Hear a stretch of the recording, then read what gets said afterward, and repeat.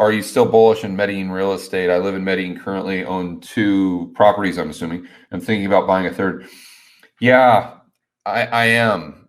I mean, I was more bullish like a few months ago when the dollar was like, what, 3,800, almost 4,000. And we were getting some fire sales. This was just before I left.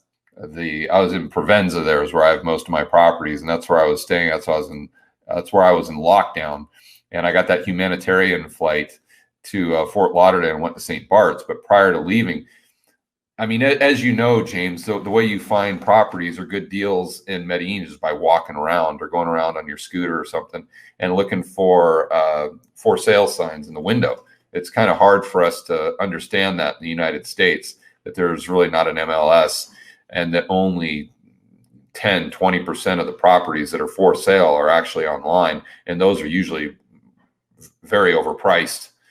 But I remember seeing a lot more for sale signs and some good properties, some awesome buildings. So I know that there were some motivated sellers, a lot more than normal. And as you know, too, if you've gone back and look at a chart of housing adjusted for inflation, you'll see that prices really haven't moved too much since late 1990s. And people who live in Medellin are just shocked at that, because everyone, oh my gosh, it's in a bubble, it's in a bubble, it's in a bubble. Well, they just think that it's in a bubble because they've just been there since 2000, call it 16, and they've just seen the nominal prices go up by 5 or 6% per year. And so in their mind, they think, oh my gosh, it has to be in a bubble. And they don't even look at the numbers adjusted for inflation.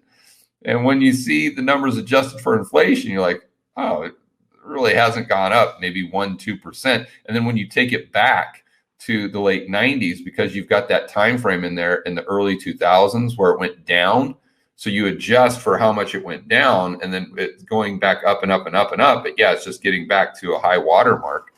And then you see that on the numbers that I did, it had only increased in real terms like 10% since about 2000. And that was going back to like 2020 or maybe 2019. So and then you got to look at it on a per square foot, or excuse me, per square meter relative to Bogota, relative to Cartagena, and then take it and compare it to Buenos Aires or Santiago, Lima, another, Panama City, something like that. And my goodness. And then look at the price per income. The price to income is very, very low. So on several metrics, I think it's, and then look at the RV ratios. And I understand that in a lot of places that are built up like 7 and your RV ratios are garbage. And if you're a gringo coming down there and paying gringo prices, if you don't know what you're doing, yeah, you're not going to be able to get a good RV ratio. You're going to way overpay. You're going to get your butt handed to you. You're going to lose money.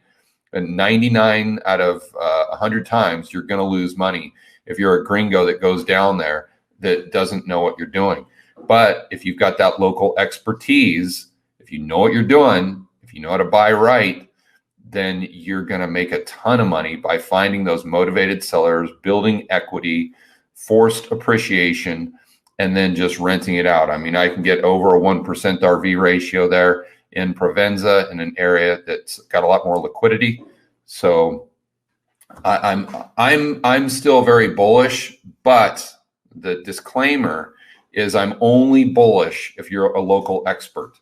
If you're not a local expert, don't even try. Don't touch it with a 10-foot pole.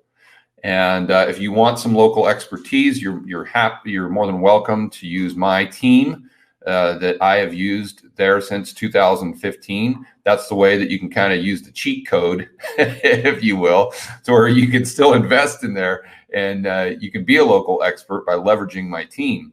And I don't get paid or anything like that. But if you just want to email my assistant, her email address is contact@georgegammon.com, and just ask for Angie and Joaquin's WhatsApp number.